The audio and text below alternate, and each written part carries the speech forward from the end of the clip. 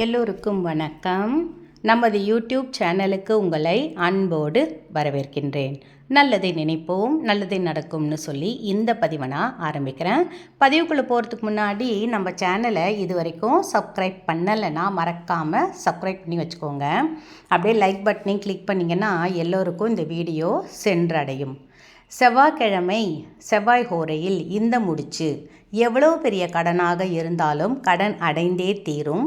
நிம்மதியாக இருங்கள். பணம் பெருகுவதை கண்கூடாக பார்க்கலாம். கடன் அடையணும் தாங்க இந்த எந்த ஒரு பிரார்த்தனையும் நம்ம வைக்கிறோம்.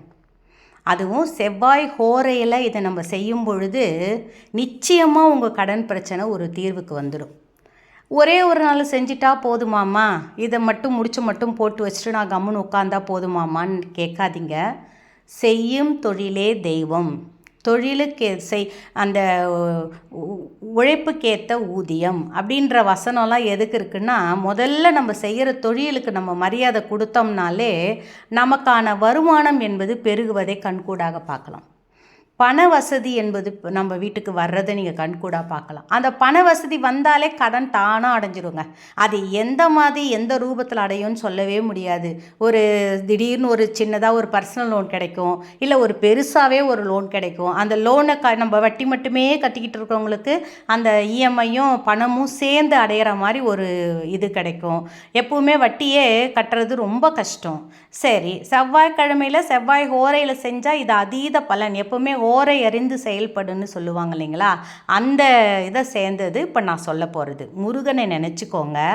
ஓம் சரவணபவா என்ற அந்த திருமந்திரத்தை திரும்ப திரும்ப சொல்லிக்கிட்டே இருங்க. இப்போ நான் வீடியோவில் காமிக்கிறது என்னென்னா 10 ரூபாய் தாள் பேப்பர் இல்லைங்களா, அந்த எப்பவுமே சொல்லுவாங்க இல்லைங்களா, நம்ம பர்ஸில் 10 ரூபாய் தாள், 20 ரூபாய் தாள், 50 ரூபாய் தாள்னா வெறும் தாள் கிடையாது, தாள் ரூபாய். அந்த 50 ரூபாய், அப்புறம் 100 ரூபாய், அப்புறம் 200 ரூபாய், அப்புறம் 500 ரூபாய். அதிகபட்சம் இப்போ 500 ரூபா தான் நம்மளுக்கு. இது எல்லாமே நம்ம பர்ஸில் இருக்கிற மாதிரி பார்த்துக்கோங்க. அடுத்தது 1 ரூபாய் நாணயம். வெறும் பர்ஸாக வெளியில் கிளம்பாதீங்க. ஏன்னா ஏடிஎம்மில் தான் காசு இருக்குது, ஃபோனில் தான் ஜிபே இருக்குது, நம்ம பே பண்ணிக்குவோம் அப்படின்னு நினைக்காதீங்க. காசு என்பது தான் காசை ஈழ்க்கும். பணம் என்பது பணத்தை இழுக்கும் தன்மை கொண்டது. அதனால் பணம் நம்ம பையில் எப்போவுமே உங்கள் பையில் பணம் இருக்கிற மாதிரி பார்த்துக்கோங்க. அடுத்தது ஒரு பச்சை கற்பூரத்தை எடுத்துருக்கிறேன். இந்த பச்சை கற்பூரம் எங்கெல்லாம் இருக்கோ அங்கே நிம்மதி பெருகுங்க. நம்மளுக்கு வந்து ஒரு கவலை குறைய ஆரம்பிக்கும். ஏன்னா கடன் பட்டால் நெஞ்சம் போல் கலங்கினார் இலங்கை வெந்தன்ற மாதிரி அந்த கவலை இப்போ இந்த சக்கரம் போட்டிருக்கு இல்லைங்களா, இந்த சக்கரம் மாதிரி சுழண்டு இந்த பணம் நீங்கள் செலவு செஞ்ச பணம் கூட நம்மளை தேடி வரும். அதனால தான் இந்த செவ்வாய் ஹோரை என்பது ஹோரை அறிந்து செயல்படுன்னுவாங்க இல்லைங்களா, அதில் வச்சது தான் இது நான் இப்போ சொல்ல போகிறது இந்த வீடியோ. இப்போ செவ்வாய் ஹோரையில் இந்த மாதிரி ஒரு சிகப்பு கலர் துணி எடுத்துக்கோங்க. சிகப்பு கலர் துணி தான் பணத்தை இழுக்கும் தன்மை கொண்டது. அதுக்கு மேலே அந்த 1 ரூபாய் நாணயம், அதுக்கு மேலே ஒரு பச்சை கற்பூரத்தை வச்சுருங்க. செவ்வாய்க்கிழமை காலைல ஹோரை எப்போன்னா காலைல 6 to 7, மதியம் 1 to 2. அங்காரகன் இருக்கும். அங்காரகன்னாலும் செவ்வாயினாலும் எல்லாம் ஒன்று தான், ஓகேங்களா. அதனால் செவ்வாய் இந்த செவ்வாய் ஹோரையில் நீங்கள் இதை செய்யுங்க. காலையில் 6 மணிக்கு கொஞ்சம் முன்னாடியே எழுந்துருங்க. குளித்து முடிச்சுட்டு நீங்கள் என்ன பண்ணணும் பார்த்தீங்கன்னா, முருகப்பெருமானுக்கு ஒரு விளக்கேற்றுங்க. அந்த விளக்கு நெய் தீபமாக இருந்தால் ரொம்ப நல்லது. அந்த நெய் தீபத்தில் ஒரு டைமண்ட் கற்கண்டை போட்டுட்டு அந்த தீபத்தை ஏற்றி வச்சுட்டு இப்போ நான் சொன்ன மாதிரி இந்த சிகப்பு கலர் துணியில் இந்த மாதிரி முடிச்சு, இப்போ நான் போடுறேன் பாருங்கள், இந்த மாதிரி முடிச்சு போட்டு அந்த பணத்தை 11 ரூபாய், அது என்னென்னா நீங்கள் இப்போ ஒரு 10 லட்சம் இருக்குன்னு வச்சுக்கோங்களேன், அதில் நான் 11 ரூபாய் கடன் அடைச்சிட்டேன் முருகா, என் கடன் 11 ரூபாய் நான் கடனை கொடுத்துட்டேன் அப்படின்னு முருகன் காலடியில் இதை வைங்க. நீங்கள் அவர் பார்த்துப்பார். நிஜமாக சொல்கிறேங்க, உங்களால் எப்போல்லாம் முடியுமோ அப்போல்லாம் முருகன் கோயிலுக்கு போயிட்டு வாங்க. அந்த முருகன் கோயிலுக்கு போக போக அந்த வேலை பார்த்து நம்ம வணங்க அந்த கடன் என்கிற அரக்கனை அவர் வதம் செய்வார்.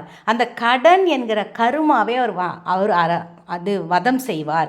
சரி, இப்போ இதுக்கு மேலே ஒரு மஞ்சளும் ஒரு குங்குமமும் வச்சிடலாம். ஏன்னா மங்களகரமாக தான் எந்த விஷயத்தையும் நம்ம செய்ய போகிறோம். மஞ்சள் வச்சுட்டு அது மேலே ஒரு குங்குமத்தை வச்சுட்டு இதை காலையில் செவ்வாய் ஹோரையில் 6 to 7 செய்யுங்களேன், அதீத பலன் கிடைக்கும். இதை வச்சுருங்க. அப்படியே இருக்கட்டும். இது ஒன்றும் நீங்கள் எடுக்கணும்னு அவசியம் இல்லை. ஏன்னா நீங்கள் அந்த ஒரு பகுதி கடனை நீங்கள் அடைச்சிட்ட தான் நீங்கள் மனசில் ஒரு திருப்தி வச்சுக்கோங்க. 11 ரூபாய் நான் கடனை அடைச்சிட்டேன் அப்படின்ற மாதிரி.